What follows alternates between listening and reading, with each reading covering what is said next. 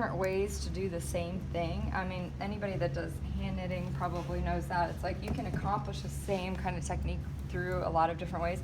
Same with this. So for instance, I showed you the comb cast on and the weave on, same exact technique, 2 different ways to get to the same result. There's a lot of stuff like that in knitwear, and you'll see, you know, if you Google some videos or something, you'll see, oh, maybe they're doing it slightly differently. There's so many ways to do things differently and get the same result. So, you know, if you ever see anything interesting, you can tell me, let me know. And I also will not be showing you every single little thing because I want you to get the basics.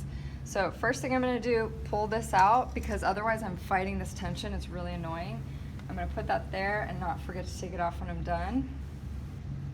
I want to put this just back here behind this.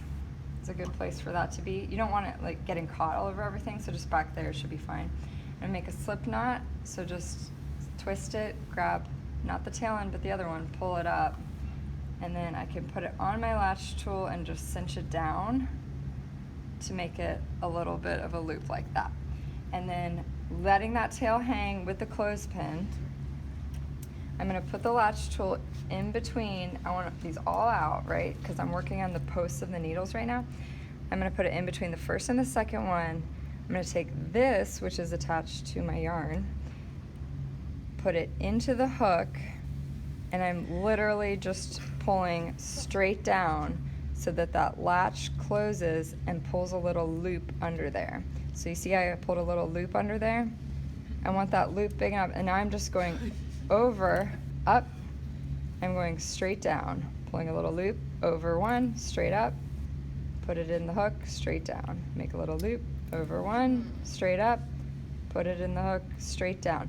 Then, and the only trick here is that the latch. So when I go up, I'm going past the latch, going over to put it in the hook, and I'm going straight down, and the latch is closing and making a loop on the bottom. So as long as, and I'm just going over one needle every time. I'm just moving it over straight down to make a loop. And if you guys want to come over here, if people need to switch out and see, if you're not able to see, you can get a little closer. Straight up, over, and I like to do it, I like to come over so that I'm kind of touching this other needle. That way I know that that loop is big enough, because if I was doing it way over here, I could be making the loop way too small. So if I'm coming over here, I can see that that loop's big enough, and I can use that needle kind of as a guide. Over, straight down, over, up, past the latch, in the hook, straight down to make a loop. Over one, up, past the latch, in the hook, straight down to make a loop, over, up, straight down, and then when you get to the end,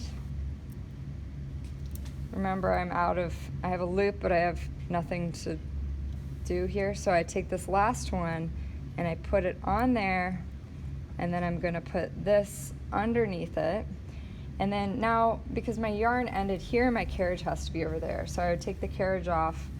Don't forget to take that out. If there's any looseness here, you can just pull like that so that you get your nice tension up there. And then I would take this, put it over here, making sure that's on correctly. This, I want to move these back. That's how I want to start. And then I can put it in, and I can immediately start knitting. And I'm going to do the same thing I did with the weave on, which is just the first 3 rows or so, I'm going to push this out. So now I can go across. This is actually knitting a row, but it's too small to put any weight on. So I'm going to hold this down here, and you can do it just for a little bit of time. Hold it down there, push these out, so that I know I have the little balloon loops every time. Ooh, I'm going to make your section a little bit bigger. It's pretty tight. And now I'm going to go over it again. See how I get these little balloon loops on the top? I'm just going to hold it here, push it out. Just do a little bit at a time, and then I should be good now to get some weight on there. So now I can put some weight on here, and what you'll see, I'm going to knit a little bit so you can see the edge. This one makes a really, really nice finished edge. So if you're doing just the bottom of something where you're not hemming or anything, or the scarf, bottom, I'm going to show you 2 ways. One, just a plain scarf, and one where you can put it together to make an infinity scarf. It's exactly the same bind off process. So you can do either way. So when you see this, as opposed to the one that was just a bunch of loops with a straight line through it, what you have here is a nice crocheted finished edge. It's like a chain stitch. Basically, you're doing a chain stitch, if that makes sense. So you have this nice finished edge. The disadvantage of this is that there is no stretch to it. So however big I made that loop, it's limited by that. So you would never do a latch tool around a neckline or something that you needed to stretch a lot. If it was a really tight skirt around the hem, you would never do that because there is no stretch to it. I can do it on a scarf or something because I don't need it to stretch, and it makes a really nice finished edge. What's the difference between a crochet stitch and like a knit stitch?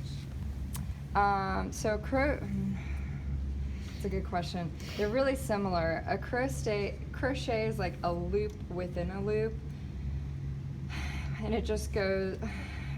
They're really similar. It's just one is going one way, one is going the other way. Okay. Because it's basically if you break it apart, it's just a loop within a loop every time, right? And this is a loop within a loop too, but it continues on a path, right? So it's almost like if I got rid of all of that and looked at just this row, it would be really similar to a crochet stitch. And this one goes across this way in just one line, and there's no other things attached to it. Because this, if I pull this apart, I mean, I can pull the whole thing apart, and it's one stitch. You see, so it's like it's loops within loops, but it's almost like a crochet stitch would only be that row going up that way. And when I get to the end, you can see my stitch that I made, and I can just pull that apart and see how it's going this direction. Yeah. It's just going the opposite direction. Okay. It's really similar. So that's it.